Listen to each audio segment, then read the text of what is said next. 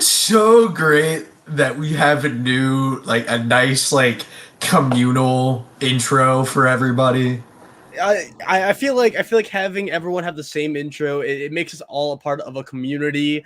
I feel like we're all in the same group. There's no outliers here.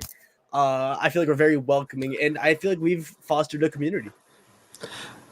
Absolutely. You could say the same thing about the people in this episode, but I think we should catch up with everybody, and we should start with some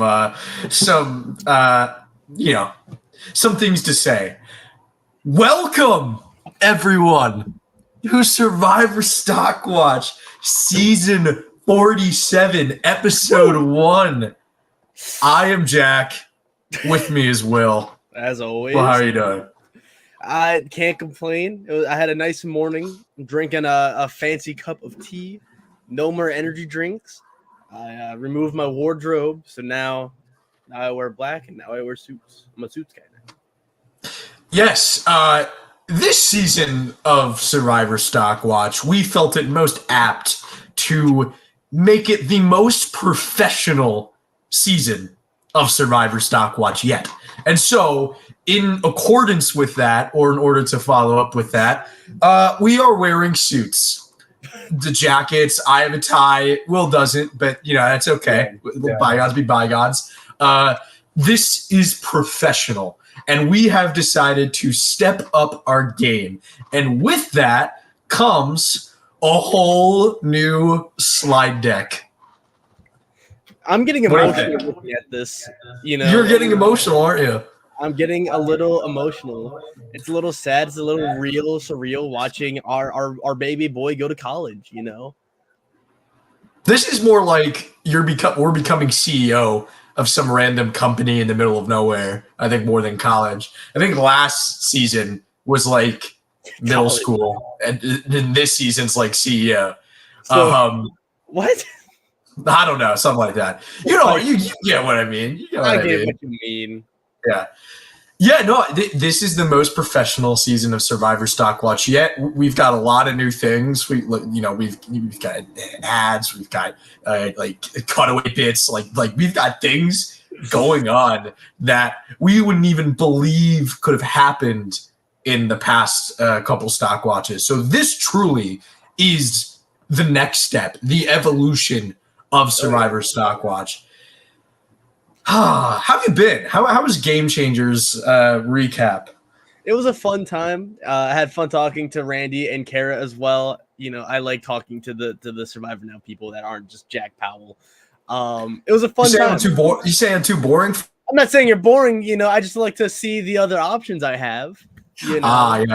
I'm trying to get Kara on StockWatch. I was reaching out to Troy Zan again, because as we know, Troy Zan single-handedly won Survivor Game Changers.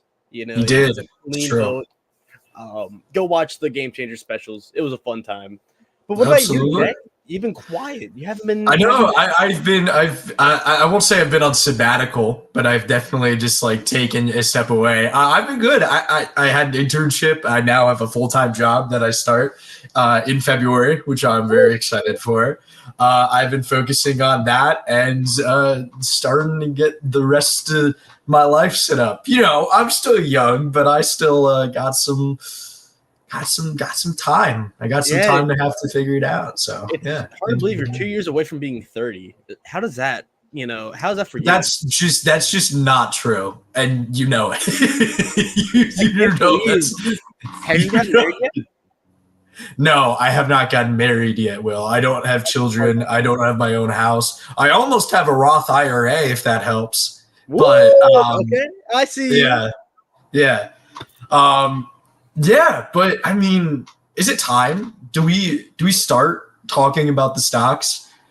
I think so. I mean, it's kind of a quick for a StockWatch. Normally, halfway through the season during StockWatch, the first 10-15 minutes are always us just goofing around, but we're professionals now. We know how to we gotta get it snappy. And with us being snappy, we have a new format for how we're doing the slides. And at the very least, this episode, we'll see how it goes. Y'all don't you'll switch it back.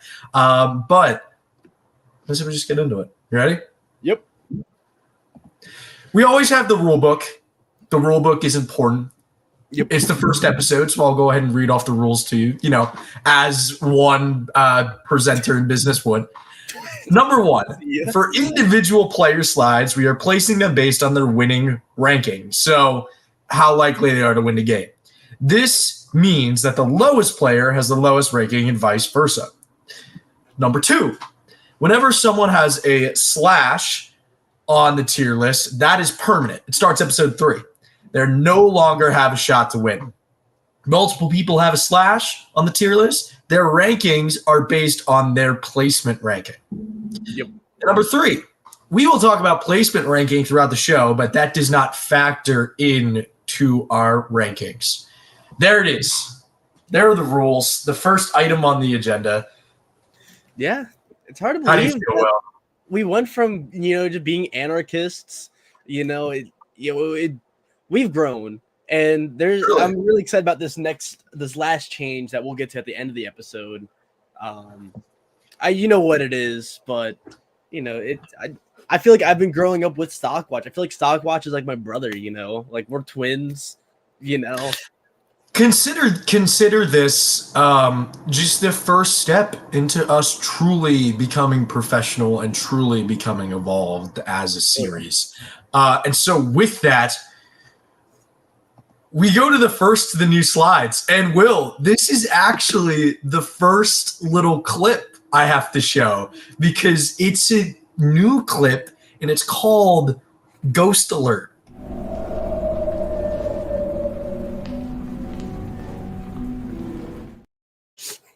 God, isn't professionalism and upgrading quality so great? Halloween. Happy Halloween, everybody. It is September 20th at 12:07 p.m. Eastern time. And yeah, happy Halloween. But yes, the ghosts, the people, those who disappeared, those who were in the episode. We haven't even really talked about the episode or our thoughts about it yet. Yeah. It was pretty good. I watched it with the Survivor Club at Virginia Tech. First time ever happening in the history of Virginia Tech ever. So that was very exciting. What's that? Very, very exciting, very interesting. How'd you watch the episode, Will? So I saw it twice. The first time I was on like 2 hours of sleep. Basically, for context, my mom is currently on a work trip, so I'm home alone.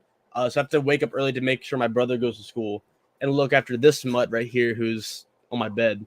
And so, are you not going to show him right in front of the camera? I mean, how unprofessional would that be if you didn't? Do you want dog fur on my nice suit that I spent? You can roll up your sleeves and hold them in your hands. I'll do that at the end.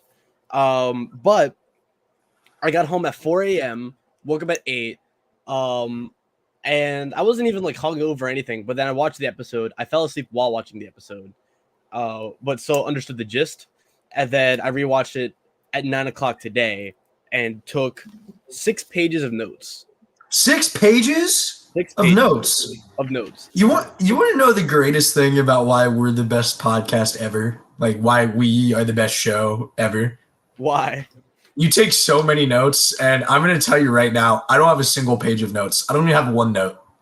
I have nothing written down. I don't write anything down. I don't feel like I don't write anything down. I just shoot it from the hip, and we see what happens. That's why we're the best. That's because every good sitcom, it needs a long guy and a round guy.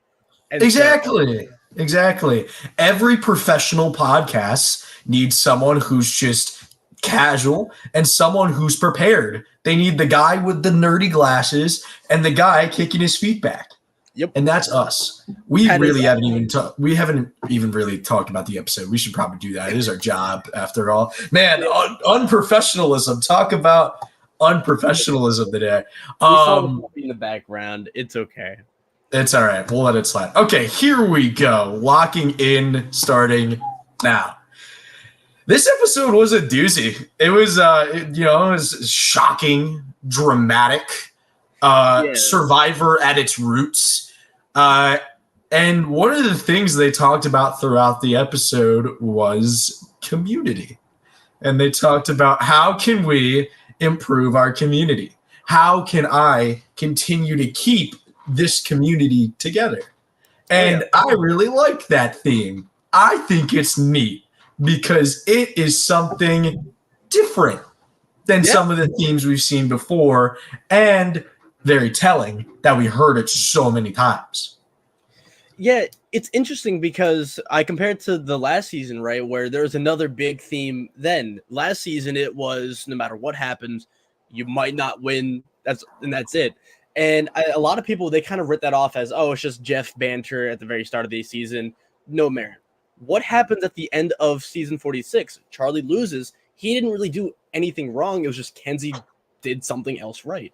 And I feel like because of that, it's important to not just write off what Jeff says as just mindless Jeff garbage. Obviously, there's no real weight to it, but does lead to the first one of the season's crackpot theory. Hold on. Stop the phone. We have another one. Are you ready? Give me an updated crackpot theory graphic. They did that for us. They did that for us. Are you kidding me? Christmas came early. Here we go. I know. Here we go.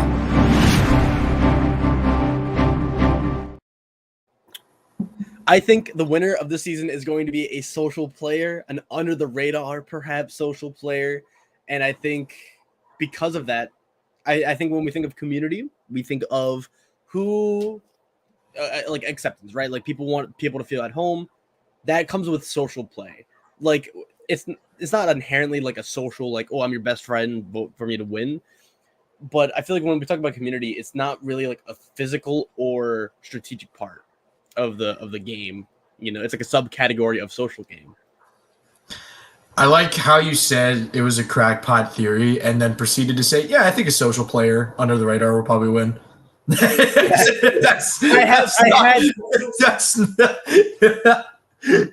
had to get the thing out some eventually. All right. All right. We'll get better as it goes. But yeah, no, I agree. I mean, I definitely think it's not going to be as thrown in your face. I do think the people that are really keen about community and not like maybe saying it, but more embodying it. Yeah. More wanting to foster it, like maybe wanting to be a part of it, maybe not wanting to be a part of it, maybe trying to create one, maybe trying to destroy one. I think it's all going to be about community, and that could mean couple tight alliances, you know, a couple tight threes, couple tight fours hanging in there. And with the group of people that we have to foster those little communities, dear God, it's going to be interesting. Let's get started with the ghosts here. We have 4 people that didn't have much in the premiere episode. We got Sol, Kyle, Genevieve, and Keyshawn. I'm pretty sure I'm saying that right. Yeah. It's pronounced Christian. There you go. There you go. Sol, the Hulk, quite literally. Like, everyone's talking about him in the challenge being like beefed up, and I'm like, oh yes, this is what we need. This man to be the next Jonathan Young. Jonathan Young. Do you think so? No, I think. Well, that sucks.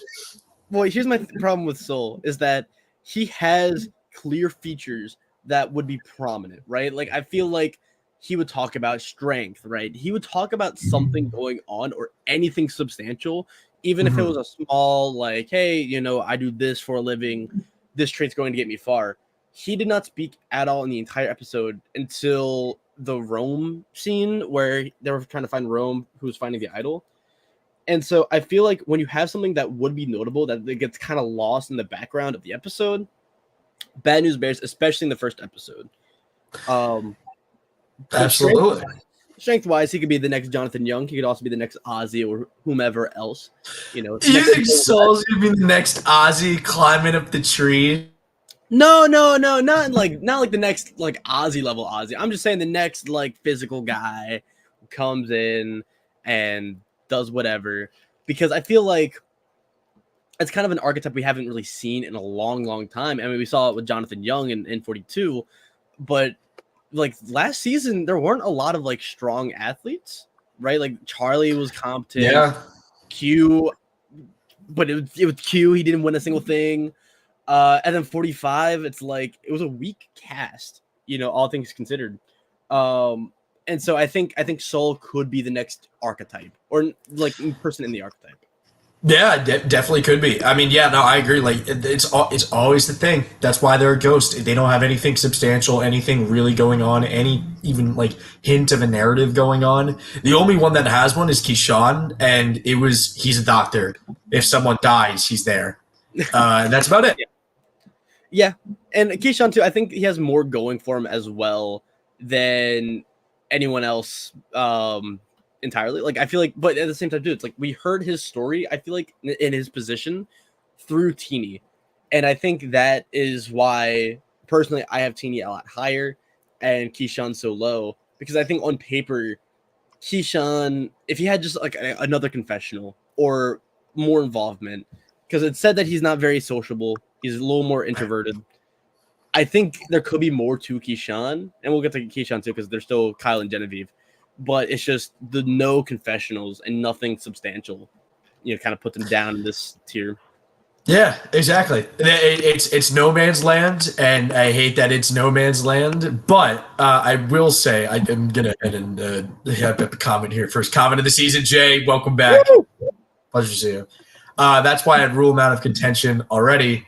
I would, but we have rules. Yeah. We're professional. Like, it's a slight cut already. Like I don't want to commit.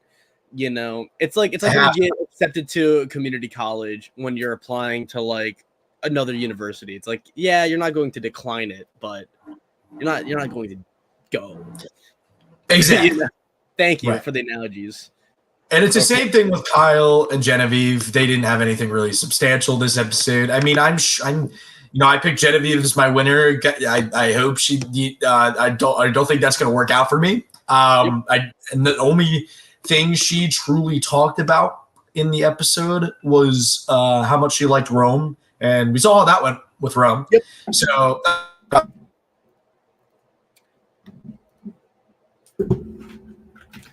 That one character going down the line. Any final thoughts on the ghosts? I mean, not a lot going on as the first episode decrease. Yeah, I mean, again, the only variable is that Soul's the only person who I don't think anyone has talked about him. Like, at least with Kyle, we were told like, oh, the bromance is going to happen. Kyle had like a confessional about himself. Genevieve, we know where her stance is loyalty-wise. We know she's very tight with Rome or want to be tight with Rome. And then she also trusts Teeny as well. It's just nothing else. I think there is a very slight gap between Kyle and Genevieve. Like, I feel like with Genevieve and Keyshawn, it's a little better. It's just still a ghost. Kyle and Soul, I think if it was episode 3, I'd just roll them out. Absolutely. I couldn't agree. Oh, no. Thank you. I knew you were going to. I got power to do that. All right. We are doing something different this season. As you can see, there is my ranking. There is Will's ranking. Yep. Then there's a box in the middle. That is the average ranking. Instead of ranking people by their just tribe, alphabetical, we are going by average of Will and I. Yep. We are treating it individually from the start. And I think that is making it even more exciting. Another professional pivot, as you may say. And do you want to explain how ties work? How ties work? If two people have the same average, because that happens all the time with StockWatch, as y'all know. Yes. And 3 people got the same average ranking earlier, around the top 5. And so when we get to that, we'll explain why they're ranked the way they are. But, I'll let you explain. Absolutely. Or we can just get to it when we get to it. We'll get there when we get there. I don't know why it keeps skipping. There we go. All right, let's stay there. So, Rome, he was funny this episode because he was so gung-ho about searching for an idol, and he felt so confident, so calm, cool, and collected that he was chill. He was going to thrive on the tribe. He had no problems. And the second he did that and started looking for the idol so blatantly, quite literally falling into the water well, I thought he was going to drown. To be completely honest, I thought we were going to see death on Survivor. Wouldn't be the first time. I was convinced he was going to get caught with like feet dangling over the water well. I just want to see that conversation, like Rome, why, and how he would try to play it off. You know, I think it's another thing too. When we're talking about community, right? I'd say community is the theme of this season. Rome was quite literally doing anything to get away from the community, and when the community, the entire tribe, walked up to Rome, just go, "Hey, what are you up to?" He just went, and then just turned around and walked away. Yeah, that's not community, and that's why he's so low in our rankings. I feel like at a certain point, Rome just has to be honest. He has to be like, you know what? I'm finding the idol. All right. If you have a problem with that, I don't care. Suck it to me. You know, because it's like it's even worse running away because it's just poor. It's hard to come back from that. You know. Yeah. It's rough. It's rough. It's rough for Rome. Rough Rome, as Scooby Doo would say. You know, and I'm trying. Hey, I'm trying to get some jokes in. You know, I don't want to be too stuck up. I mean, we're wearing suits. Like, you know, you all know. Next episode, we're just gonna wear a sweatshirt and like whatever we usually wear, right? Like that's exactly what we're. I'm dressed nice 99.9% of Survivor Now podcast. You dress nice all the time. I just throw on my StockWatch sweatshirt and call it a day. Yeah, I wear suits and button ups. I think he's lying to you, everyone. We go to Sierra, the quintessential fire starter. You got to have one. Does she get to fire? She make fire? She lose in fire? Is she the provider? I don't know. But it's always one. And this is the role. Yeah, Sierra has such a weird edit in contrast to Annika as well. I think the thing with Sierra is like they both, at some point in the episode, it is known that they are both very prepared for Survivor. They read books, they whatever, and how that's perceived both times. Sierra made fire. No one really cared or paid any attention. Like she at tribal council, she was talking about how she has torches or whatever in her backyard. And no one really cares. But when Annika has the same deal where she knows like about coconuts, that was seen as more threatening. And so it's interesting to me how that's something to just pay attention to, right? Because that's not going to be a plot or B plot storyline at all. It's going to be something that gets brought up every once in a while. But because of that, I have Sierra just a little tiny bit higher because I could see it. I could see her just being a random player that makes it to Final Four fire for no reason, you know, because every once in a while there's like a random late game player who just kind of hangs out.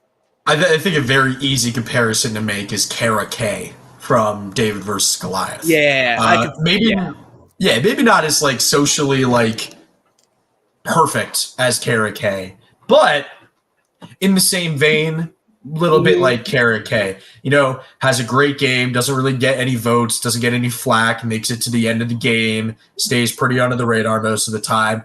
I can definitely see that. I think that's very plausible for Sierra at this point. You know, she's in the community of the Yellow Tribe as we speak. Of Gada, yes, absolutely. All right, moving on to Andy. You know, when I was watching this on Wednesday.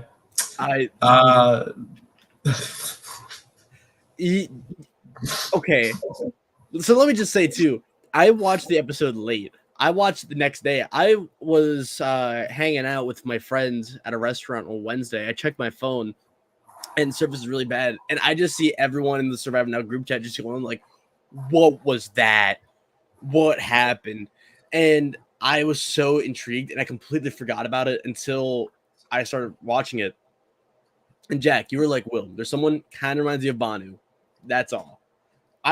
Did not think it would be Andy.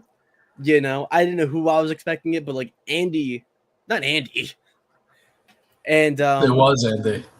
I'm gonna bring up a comment too. You have Andy over Sierra.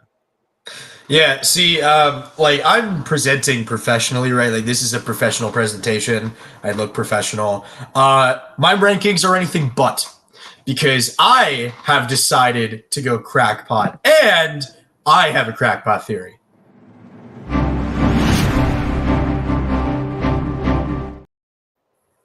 I think Andy is Emily Flippin. No. Mm-hmm. I do. Oh. I think Andy is the next Emily Flippin. The disgrace of the tribe turned into the beautiful butterfly. Well, no, because Emily Flippin, you have to understand why Emily Flippin was the disgrace of the tribe. She was a disgrace because she was so against the idea of the community. She was just calling people out tribal. She got saved by Hannah quitting. Andy, I feel like he's more emotional. I think Emily's problem, she wasn't emotional at all, and she was too strategic, and that contrasted horribly. Andy is just too emotional, and that's hard to turn down. Yeah, I don't see it. It was a horrible episode for him. I mean, don't get me wrong. The challenge antics were insane and something I've literally never seen before, which was exciting to watch and fun to watch. I think Emily and Andy are the exact opposites in their scenarios, which is why I think it's actually going to work out for Andy, and why I actually think he's going to make it probably mid-merge, early merge. It is crackpot. It is. But do you think he can win? Oh, no. So why do you have him at number 9? Because I think it's fun too. Because I think if he gets this angelic episode, the next episode where he all of a sudden is the phoenix rising from the ashes, that is insurance. Ranking him at number 9 is insurance to make sure that we're good on that front. But I'm saying they're the opposite because Emily had Hannah quit, which saved her, and she was not emotional at all. Andy's the exact opposite. He is too emotional, and he stayed on his own merits. He didn't need someone to quit. He got John voted out. Andy didn't even cop a vote. Like Andy was completely fine. What I'm trying to say is, I think if Andy recognizes to tone it down, the chaos, the excitement of the first couple days of Survivor, tone it down, be a little bit more strategic. I think someone like Rachel could swoop him under his wing and welcome him into her community. I just don't see Rachel wanting to work with Andy. I could see Rachel wanting Andy for like a vote, maybe. It's just a hard sell to get like Annika out or Sierra out over Andy, because I don't know. I think honestly it kind of depends on where like someone like Sam is at, who I think is in a really good position. We'll get to Sam when we get to Sam. I just don't see the glow up. But I said that about Emily Flippin. We said that about Banu, and look what happened to Banu. I don't know. It's fun to pretend though. If you get I'm playing new era ball here. Andy is the glowing definition of a new era chaotic mess, Emily Flippin type, and I'm ready to see it. I'm ready to see it happen for him. Maybe it does, and if it doesn't, like what Jay said, if he gets a glow by next episode, we'll buy into it. But until then, sayonara. If it doesn't work out, it doesn't work out. This is the thing, right? I have the feeling we're going to get it right. Like I have the feeling no matter what we do, we'll figure it out. Yeah, it's going to work out. We always work it out. Tiana, she screamed a little bit. Seems like she's cool with the Blue Tribe. Yeah. It's hard to say. I mean, she's just kind of there. We heard her talk about the tribe, but well, like I don't know. The episode was a little imbalanced editorially. Yeah. Like there were the main characters, and then there were the side characters, and then the ghosts. Tiana was just a side character. She had some say and some sway, but I could see it going any which way. Personally, that's why I could, yeah. I mean, this is truly a middle of the road, middle of nowhere ranking. I mean, she could go up, she could go down. It's basically just a placement right in the middle. And, Tiana, I think she could pull out some good stuff later in the game. Maybe we're seeing a little bit of gem from season 46, gem comparisons, maybe. Comes from nothing, rises up and falls so far. Maybe, but we'll see. I don't think there's a lot to really say Diana at this point. But then we move to TK, who quite literally was stumbling into success. He fell ass backwards into getting the key. I thought he wasn't going to get it, even though his hands were quite literally on it. And then finding Gabe with the key. He is a knack for fun. It should be Tiki because he's Tiki. Because it should be Tiki because he's finding keys seemingly out of nowhere. I don't know how. Yeah, get him on 4. I don't know. I don't know how he does it. Don't know how it happened, but he was stumbling around this episode. The target of the bromance accusations from Caroline. Stumbling into knowledge with Gabe, which Gabe kept secret from him. Yeah, but I feel like he recognizes the fact that he wasn't supposed to know that Gabe had the key, and I think that put him alert as to where he really stands with Gabe. Yeah, I don't think TK is like. I could see him going either which way. I could see him making a deeper run, being a stronger guy, throwing shade on Gabe. It depends who's winning that battle or winning that war. I am a little concerned, but I do think, honestly, of the Tuku tribe, if they go to tribal, I think it's Kyle going. And I could just see TK just kind of like sliding his way through, honestly. You think Kyle would be a casualty of the bromance accusations, maybe? Yeah, he's the only guy where we don't know where his head's at. I feel like TK getting camp supplies, that boosts his stock on the tribe. But we don't know where Caroline or Kyle are, so it's easier to just say like, oh, I could see Kyle just getting an easy boot. It's easy. Sure, going the easy path. Yeah, no, I think Jay's right with what he's saying down there. If you want to pop it up, Will. I think TK could definitely make merge. I think that's definitely plausible. I also think, oh gosh, my headphones. That's how unprofessional of me. I know. All right. You don't have to say I'm unprofessional, Will. I can say it myself. You're doing great, by the way. Thank you. You are as well. I mean, TK could be. I think he makes merge. I think he's just going to be an early casualty in that merge, someone that can be physical. But yeah, I mean, like right now he's stumbling into success. Good for him.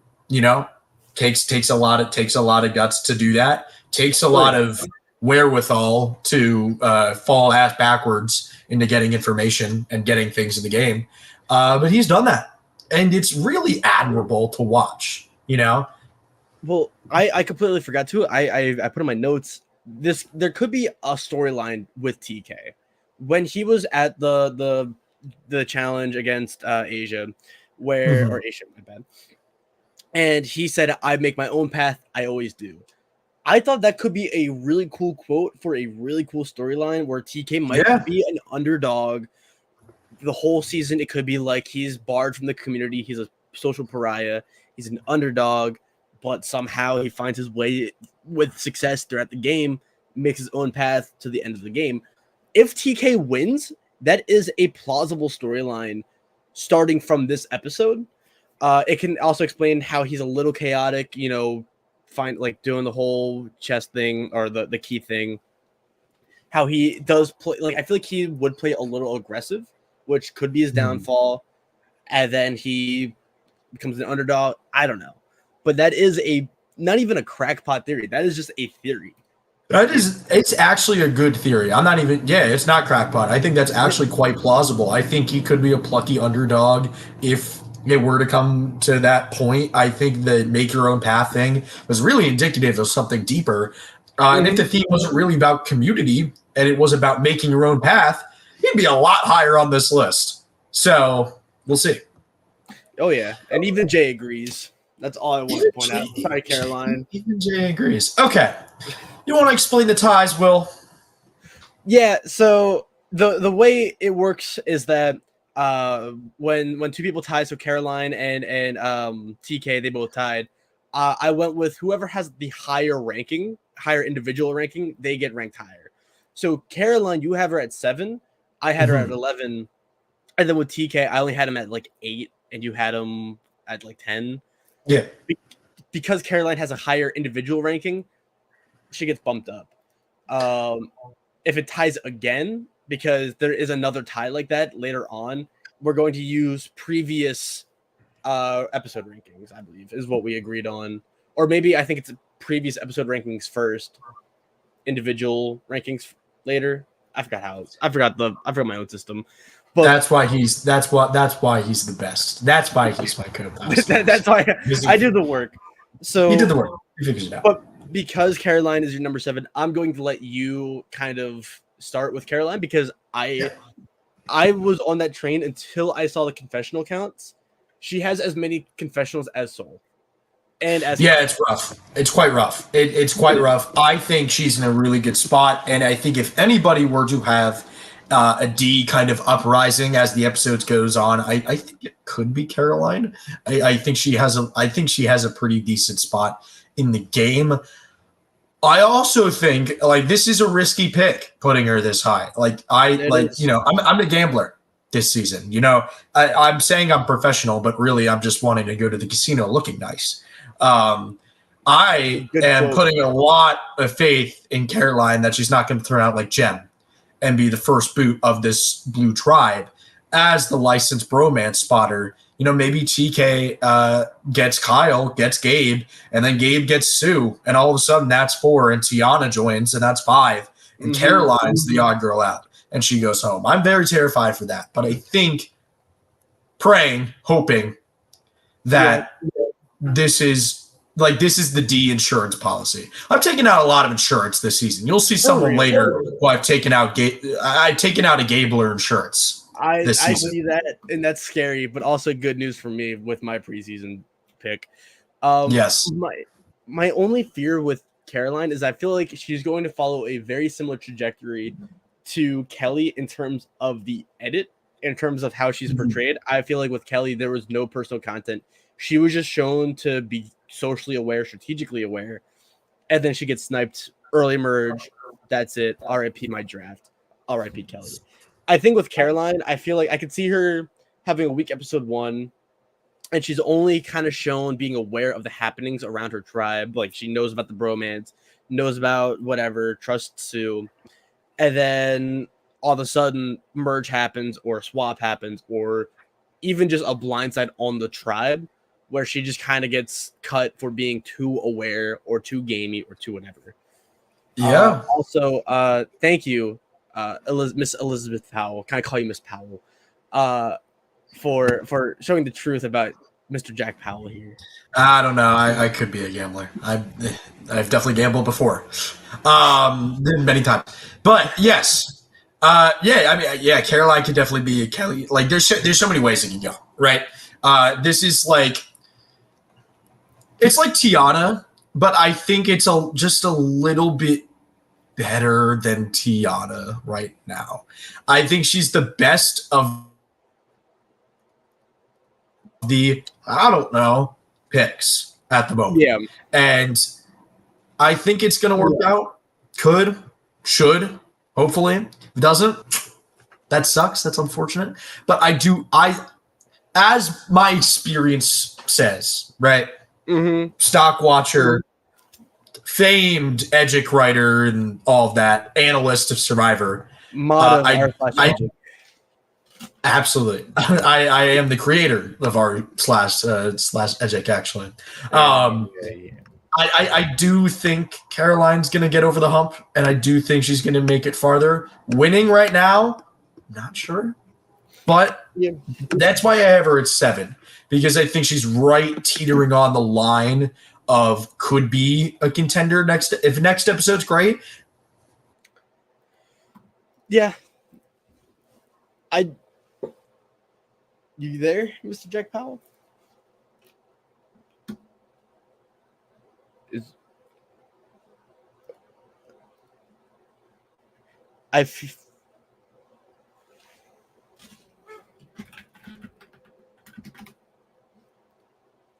Is this just me? Okay.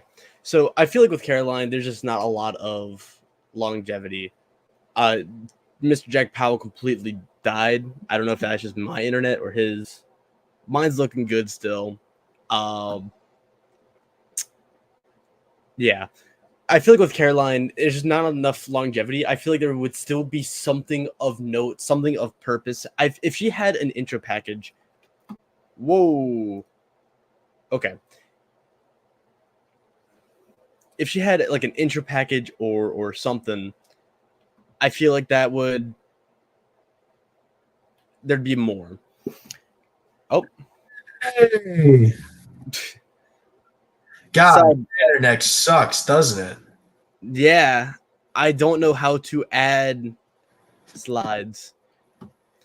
Okay. There we go. We're back. We're back. My apologies, Mr. J. That's okay. Thank you for saying I was good. What'd you talk about with Annika? I did not talk about Annika. I just kind of I stuck with Caroline. I didn't know because sometimes it says you're frozen and then I'll talk and then it'll catch up and I'm just like talking over you. It's always blame my new Wi-Fi. Anywho, so Annika, fell backwards into the leadership role in this episode. She didn't want to be the leader, and instantly she became the leader. And she did not like that, and she desperately wanted to get away from that. Caught a vote from John at Tribal Council. What did you think? Because I think there is plausible hope for Annika that she could do well because she has been saved by her community. Yeah. I don't know, though. I feel like part of me thinks that in most other seasons, someone in Annika's position does not make it very far. I feel like I think there are some outs. I know I have her at 7th. That was mainly because she just kind of ended up at 7th. I don't really think she had like the best showing this episode. I do think it all depends what happens next, like with everyone, but mainly Annika, because I feel like she's either set up for a cool, like, started off on the wrong foot, say by community, repaid community, or like some storyline like that. Or she just kind of gets labeled as a target, as a threat. Doesn't make very far. Or just could be like Venus from last season. You know how she was portrayed as a threat very early on, and then maybe, but Venus was a pariah. I think Annika has been accepted. Well, Annika's been accepted, but Venus was also still just labeled as the same things by Randon. Like I'm talking like episode 1, episode 2, where she was getting called Parvati. It wasn't until after where she was just kind of a pariah and argued with people and whatever. Right. I could just see that similarity right there. Just part of me thinks like there are outs 100%. I just see like late pre-merge from Annika. Yeah, let's show Jay's comment here because we had a Matt chat this time. We had Matt chat. So if we're really going on, did you write down the people who were on Matt chat? I not only wrote them down, I wrote down what they talked about. Great. Please describe it to the class. So the Matt chat basically happens. And it starts with Gabe, right? Prob's like, hey, what do you bring to your community back home? And Gabe's like, oh, I grew up in Baltimore. He says it wrong, by the way, but that's neither here nor there. He says he brings a lot of energy, right? And then goes to Teeny, and Prob's like, hey, what do you, who are you? My dog's barking now. And Teeny, just makes a few jokes about their outfit, says they're very proud to be from New Jersey, which is kind of wild to say. I'm not going to lie. I already lost a lot of faith in Teeny there. And then it goes to Andy. And Andy's like, I didn't have a lot of friends. I was never myself in my community. Only had 4 friends growing up, very insecure. Then I grew into myself and people loved me. And then it goes to John. John says he cares what people think about him. Kind of plays off of what Andy said. And after that, it was the challenge. Very interesting. And Jay's comment, I'll bring it up one more time for the class here, showed an intro confessional for Annika right after the $1 million prize. Dee and Kenzie got the same thing. True. I'm trying to remember what she said exactly. Could it be that Annika that's the new trend? They got rid of Mad Chat in 44, and they're like, okay, we need a way to really indicate clearly early on in bright bulletins, hey, this is the winner of the season.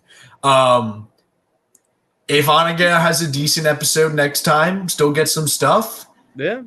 I'll move her up on the rankings. I got no problem with that at all. My only fear, though, I remember what the confessional was, and Annika was like, I might be evil. And I feel like that does not really tie into the theme of it doesn't. community. It doesn't. So could this be, a decoy edit? Could she be a red herring? Could we be being played, Jay? Is this all for show? But yeah, Annika had a pretty good first episode. I think she's into her community. I think her community accepts her. And I think as long as that happens, she'll make it decently far. If we get more content for her, she may move up the ranks. Yeah. All right. Let's take a 5-minute recess. Not really 5 minutes. I was going to say. No, not really 5 minutes. More like a minute. We'll take a little recess here. Let everybody get some water, maybe get some coffee. There's sweets, donuts, pastries, all of that out in the lobby. If you guys want to get some of those, you're more than welcome to. But yeah, we're going to take a quick break, and we will be right back. What's up, guys? I'm Todd Herzog, the winner of Survivor China, and I am here with Survivor Now Podcast, the best source for Survivor information, to show off what I do for a living. So I make custom Funko Pops. If you haven't seen or heard, you can check it out on Instagram at Todd's Pop Shop, or you can message me, toddspopshop@gmail.com, to order your own. And if you mention this podcast, you will get $10 off and a free torch. So it's pretty freaking awesome. I'm going to show you a few right now. We've got Troyzan here, Phil from The Amazing Race, JLP, host of Australian Survivor, and look, little Charlie. Anybody you could possibly imagine or want yourself playing an LRG or an ORG, or just with your loved one or family or pets or anything like that, shoot me a message. I'm happy to make it.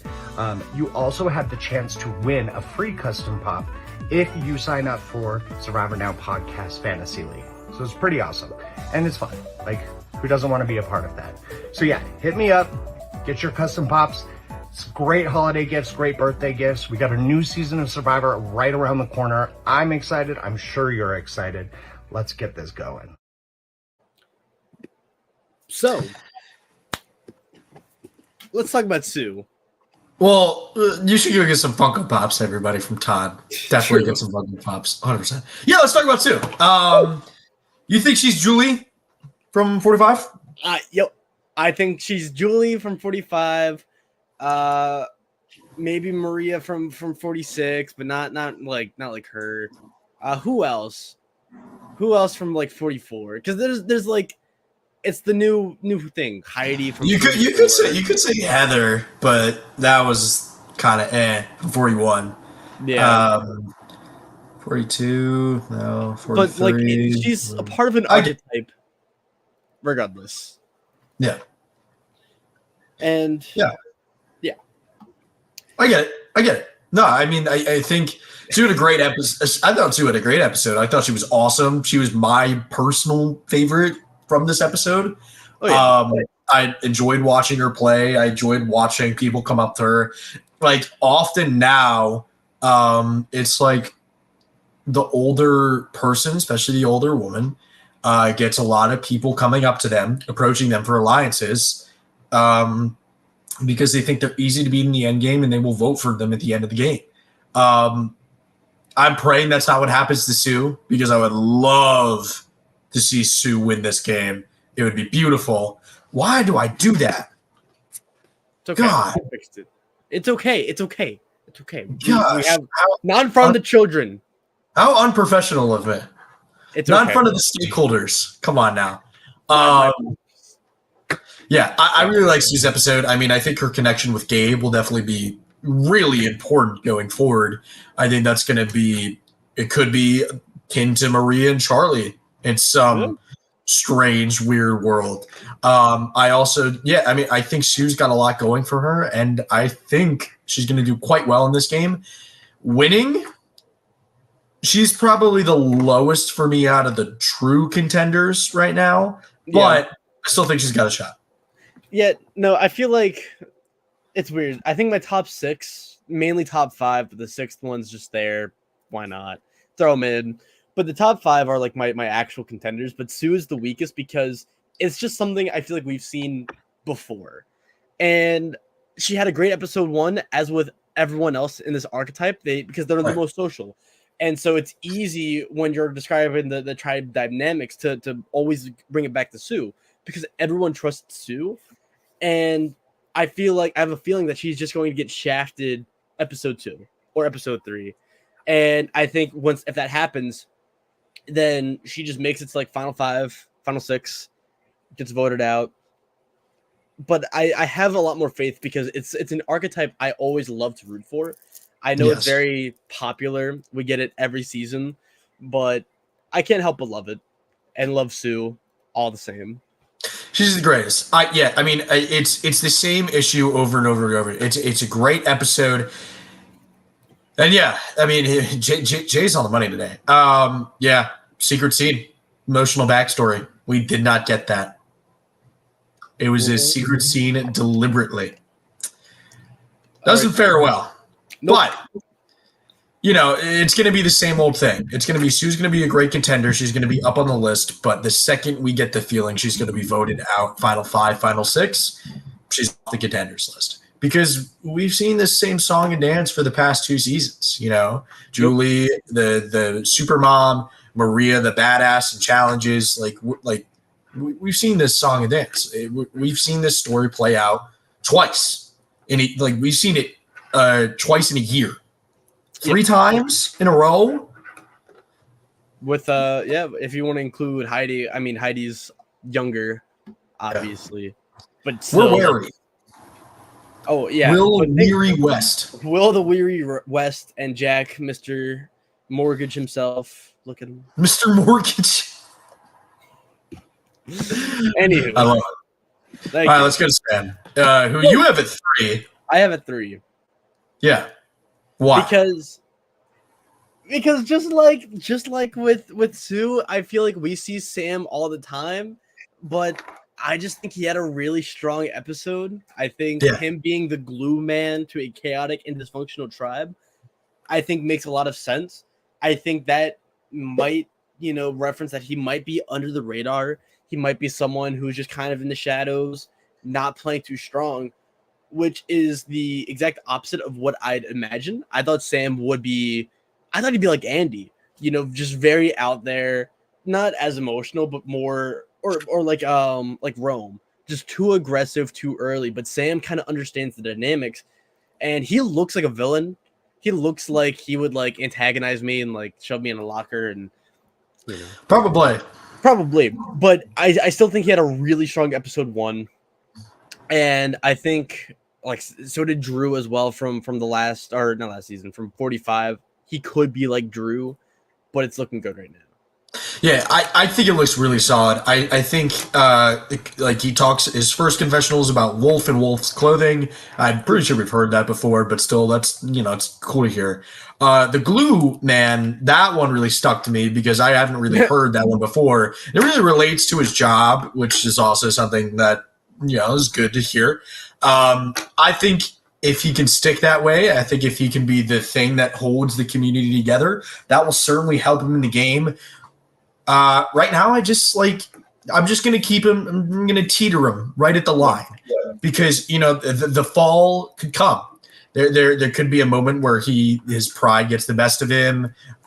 He does something that the tribe doesn't really like, doesn't really care for. I mean, we saw him control the vote to send John home this episode, and the next episode, Andy drops a bomb on him, as we saw in the next time on Survivor.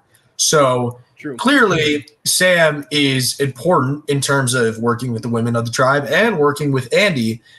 You could get him in hot water.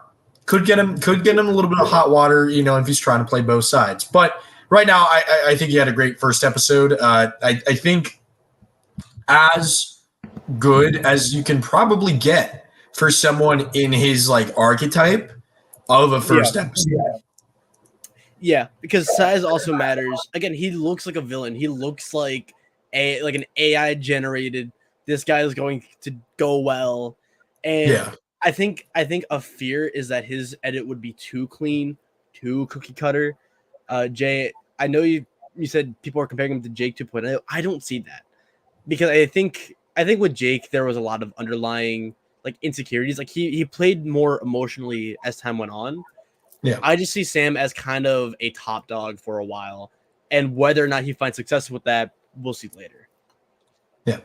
Another thing too, winners have been talked about a lot next time on Survivor, also with the previously. So keep those in mind as well. We're going to Gabe, who is my Gabler Insurance. He's my Gabler Insurance. You're just doing puns today, man. Yeah. We're doing rounds on Gabler. We're so sorry, Gabler. We love you, Gabler. We love you, Gabe. I had Sam at 6. You had him at 3. I have Gabe at 3. I have him 6. They are basically right at the same. It's genuinely a tie. This is my Gabler Insurance policy because the new era likes to throw the winner usually in our face early on. Usually, the first episode, we saw it with Kenzie a little bit last season. We saw it with Jam. We saw it with Gabler. We saw it with Marianne. We see these people thrown at us. And if it's going to be somebody who's in your face, either social, strategic, whatever, that's important. And Gabe is the person that I saw this episode. I had 2 people that I thought could be Gabler Insurance. Yeah. Andy and Gabe. I took 1 second to think about it, and I was like, yeah, Gabe is definitely the better insurance because Andy is more flipping, probably not going to win. Gabe, he has a great connection with Sue. He really did some good work finding the idol. He made some awkward noises in the jungle, but didn't seem to really rattle any feathers. Probably the least likely to get the flack for the Bros alliance sniping. Yeah, I see a pretty decent episode, a mixed tone for me, and I think that is good. I don't think if it was all positive, it would be too good. Yeah, and the mixed is what you need a little bit of slack, a little bit of what's going on here. Why is TK gave him a little bit of flack for hiding the true nature of the key. I think. If we're going in that direction, applying the new era rules, Gabe as Gabler is the best. Yeah, I could see it. It just felt a little too I still agree it's middle of the road, kind of mixed. It just felt a little too negative with dropping the box, but there was never a confessional about it. We did hear them go oh, well, what's going on over there? Is he chopping wood? What? That sounds weird. And that ended up just being nothing. Yeah. It's just, I have a hard time. Has a winner ever found the idol day 1, episode 1? Or been shown to do the idol hunt? That's a great homework. That's a great homework question. Thank you. It's because I feel like there is a sense of overplaying with Gabe. Yeah. I could see it though. I could see him having a very relaxed episode 2 where he's just chilling, just hanging out with Sue. And I could see, either TK or Kyle getting the brunt of the bromance, or even Caroline like saying like, "Hey, there's a bromance," and Sue just being like, "Oh, okay." Like I could see it going a lot of different ways. Where I think Gabe has a lot more outs, but he also has a lot. He just has a lot of options and too many scenarios that he could go down. Yeah. Most of which being good, some of which being bad, but that's a lot more options than like Kyle has. Yeah. No, I mean, definitely. I think it's very good that he got in with Sue right away, very early on. He knew exactly what the right thing to do was, in my opinion, to get with Sue, which I think is good. And Sue, lest we forget, Sue really likes Caroline, treats Caroline as like her daughter. And so that's also very important if Sue really wants to stick with the girls, Tiana and Caroline, and go after. Gabe can just side with the girls, side with Sue, get rid of that, bromance. One thing I want to point out from the comments here is Jay's comment. Sometimes being cocky fails, but sometimes it can work. And the camera pan to Gabe. Yeah. We can do so many in-depth. We could probably do the whole stream on what every single moment of that little premiere highlight. We could go over every single little moment in that, and that would be an episode of StockWatch. It's really laid in. We'll go over it as the season goes. Oh yeah. Shout out to Gabe. Teeny! I think Teeny is the dragon. I could see it. I think it's too early. I think Teeny got enough screen time. I don't think it was too much. There is one very important thing about Teeny. For whatever reason, they remind me of just like, Dropout, the show, the internet show. No, you should watch Dropout. It's very nerdy. You'd like it. It's like a game show. But Teeny just reminds me of someone straight out of Dropout. Shout out to you, Teeny. I feel like Teeny had a really good premiere. Really good premiere. I don't think it was too much. I think it was a little much, but I also just think they were kind of in the middle of all the Lavo happenings, right? We see Caroline go to her about wanting an alliance. They're bringing in Keyshawn. We only know about Keyshawn's like place in the game through Teeny. Yeah. Right. And I think it was very smart of Teeny to not want to immediately agree to working with Rome, because that happened before Rome did the idol hunt. Yeah. And I think by not committing, letting Aisha come back and, see what's going on, I think Teeny's very smart. And also going to Aisha saying, I know who you are, but it does not make sense for me to blow up your spot because it just puts us in the same spot, was a very smart reason. Yeah. I also just think Teeny could just be like a big player, like maybe like one of the bigger main characters. But I have faith in Teeny. It's plausible. Yeah. I mean, I think if you could get a cookie cutter premiere edit, I think Teeny would probably be the one you would look for. Like they had outlining the decisions on the tribe. And they were really like forming the community. Like Teeny was the one creating that group, Saul, Keyshawn, Genevieve, even, and bringing Aisha back in with the Rob as a podcast. I mean, it was smart. It was good. It was exactly what you needed. But then again, we live in a different time. True. We talk about this every season, but we live in a different time now. And so Teeny, while it's good and while it's what you want out of a winner, if you're Edgic, I'm sure r/Edgic is like, yup, Teeny's the winner. Lock it down. No, they've been saying Sam a lot. That also does make sense. That does make sense. But I am hesitant because it's the new era. That's fair. It's just, I feel like Teeny is a very safe pick. It's and I think that's also why it's a popular pick. I think it's a lot safer than Sam. Yeah. Because I feel like Teeny also just kind of embodies the new era. Because like, look at Sam, look at Teeny. You know, it's like it's just different. Either way, I'm really excited to see Teeny throughout the season.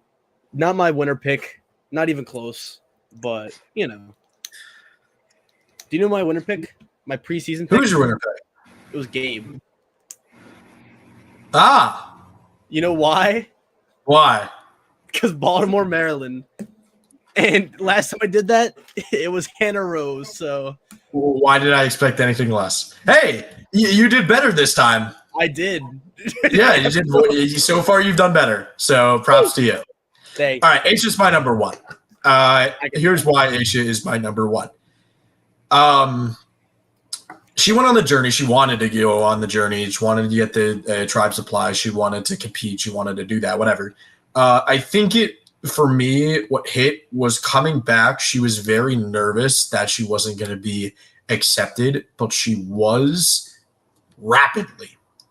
Yeah. And she became a voice of reason along the community. And in my opinion, that was the best point of notice for me, that she is representing that theme, because she has all the hallmarks, right, of the little bit of new era. You know, you could argue a mixed tone for her this episode. I wouldn't put it past anybody to have a mixed tone for her this episode. I didn't. I don't think I did, actually. I don't think I did either. Yeah. I didn't do that.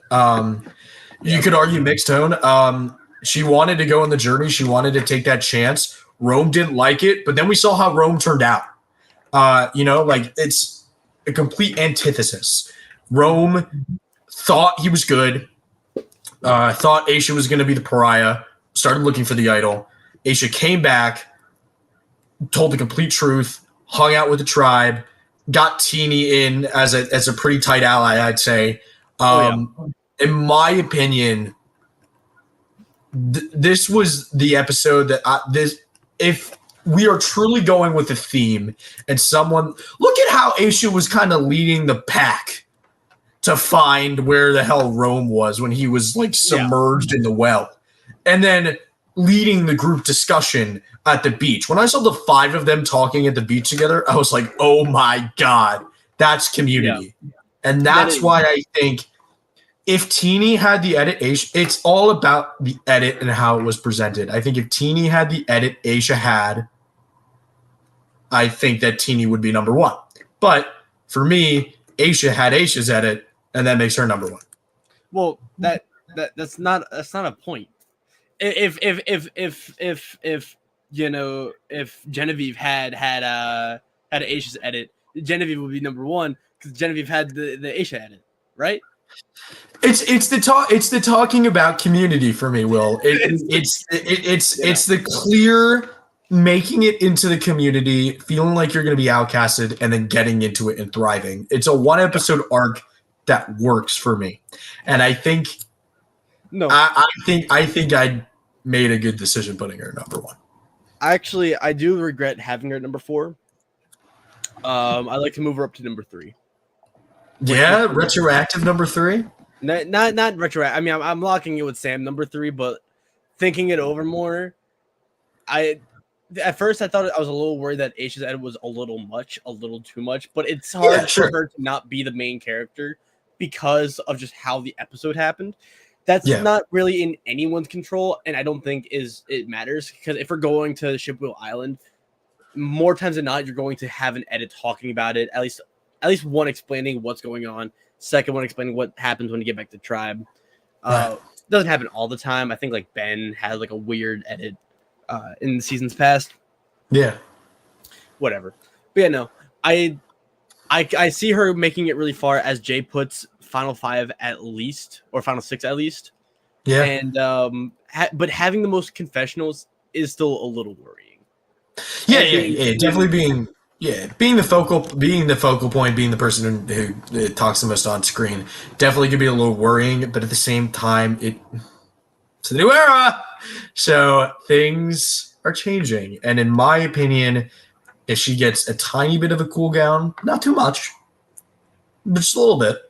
Yep. Next episode, she's in a good spot. And I think right now, number one, it would take a pretty big shift to switch her down.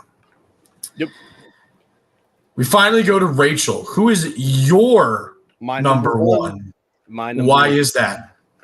I think when something happens, when something negative happens in Survivor, it's very scary it's very hard to edit that. Like I think of, and normally the editors will just throw it away, right? So like when Brandon Hans was having a meltdown in Karamoan, John Cochran did not have a confessional in that episode. I don't think he was invisible throughout the whole thing. And so my theory is that it's going to be a little different because Andy was so connected to Rachel that no matter what happened with Andy, Rachel was going to get some screen time about it. Yeah. And so I feel like she was kind of shown massively throughout Andy's storyline. And I think it connects to the theme of community because Rachel's still accepting Andy into this community, right?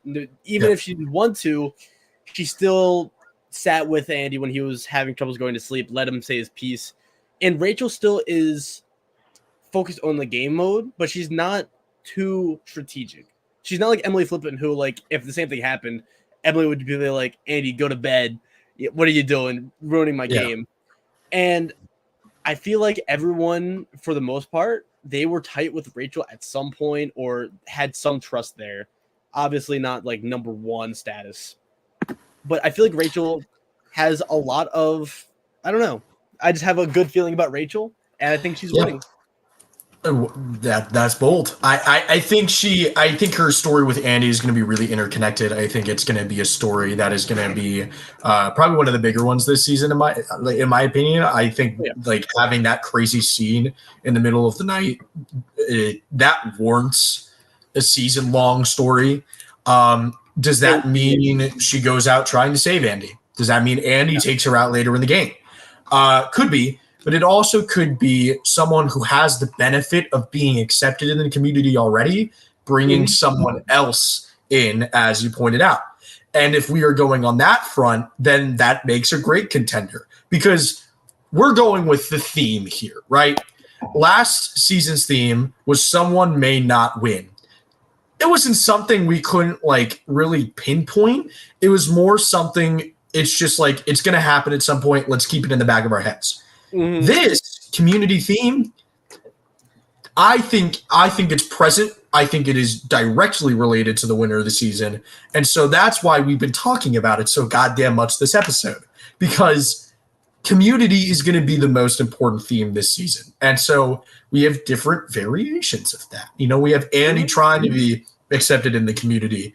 We have Aisha wanting to be accepted, getting accepted, and almost being a leader of the community. We have Rachel accepting people into the community. We have the different roles of people involved with the community.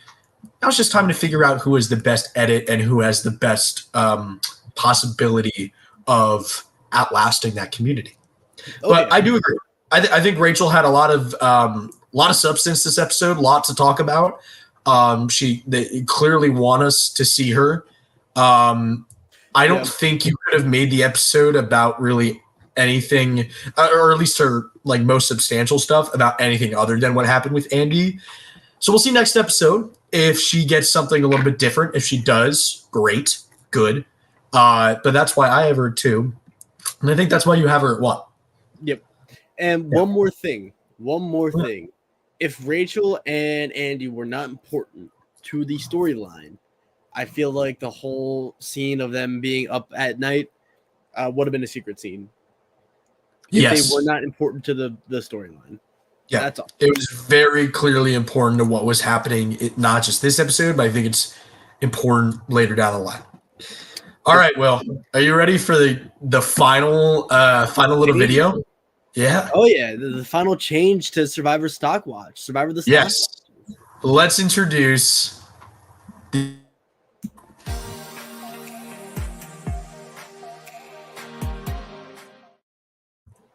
Edge battle. This is why y'all tune into StockWatch. We bring you news about the Edgics. Here we are, an hour and 15 minutes later, finally with the Edgic. And Jack, there's 2 Edgics on screen. I know. We're going to war. Will and I have decided to shed the suit jackets. We're done being professional. We're going to battle with each other. Put them up. Put up the fists. Like all that stuff. We're going at each other. Although our Edgics are pretty similar, I'm not going to lie. I agree with most of your points.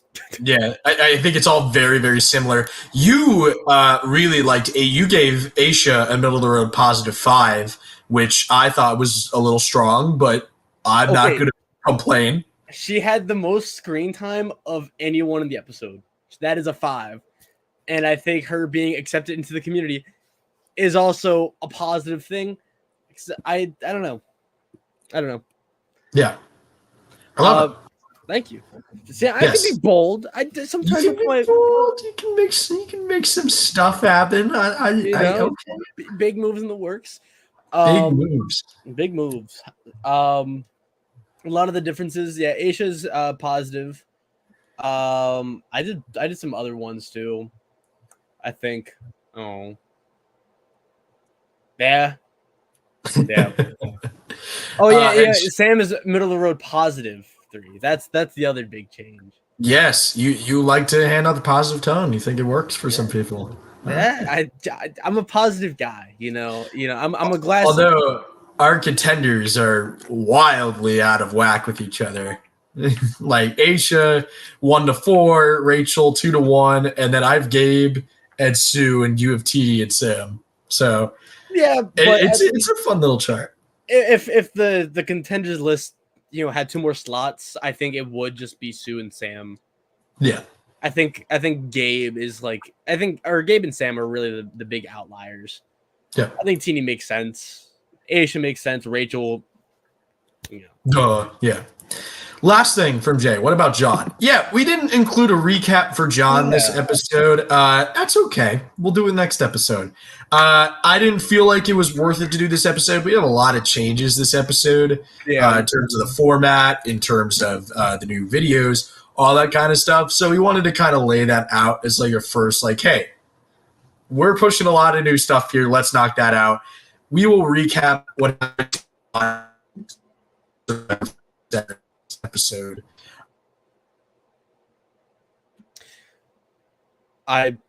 Jack disappeared again, so it might just be me. Personally, you back? Am I back? Am I here? Yeah, you're back. All right, what were you saying, little bro? Oh, you're not back. I liked John. I thought John had a fun stance in this game. I thought he could have been a really cool character. I always like a wisecrack, self-deprecator kind of figure. But, I don't think he's someone I would ever really want back. I'm not like hurting like, oh, they took John. But I really wish he was on like Big Brother instead. That way we just had more John. I think he's a first boot I really connected with. I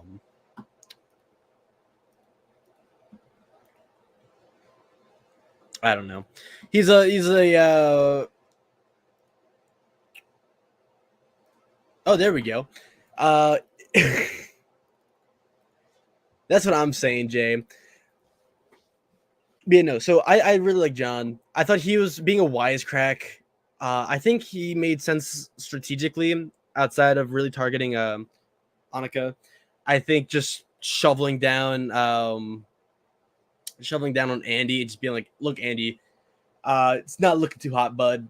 Would have been better, because then he was shown to just be a little too strategic and kind of just got sniped by Sam, which is unfortunate. But overall, though, I really enjoyed the episode. I was told it was going to be kind of screwy here and there, some fun moments. And yeah. Hello? Are you back? Can everyone hear me? Yes. Will, can you hear me? Oh my gosh. Hello? Hello? Hey. You're back. Yeah. I'm calling Xfinity after this one. I don't blame you. Yeah. All right. Well, let's end this nice and sweet. Let's hopefully get some good stuff out. Will, Jack. this has been the stocks. Woo! You have anything else to say? So you know how we have a podcast next Friday at noon? Yeah. Yeah, so Saving Bruce has a concert. Oh. It is at 7 p.m.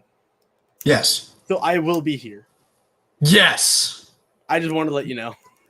There. If you're we in West Virginia go. at all, if you're in Charlestown, West Virginia, Jack, slide through. It's free, all ages. It'll be a fun time. It would be a fun time. We have one more thing to say. You know, we got to shout out the other shows. Got something for you tomorrow at 3. Matthew, Ollie, Phil. I think Jam's going to be on there. I'm pretty sure. That's exciting. You should definitely go watch that.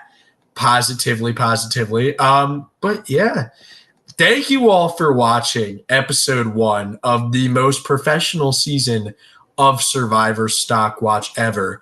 We thank you all for your time, and we will see you later.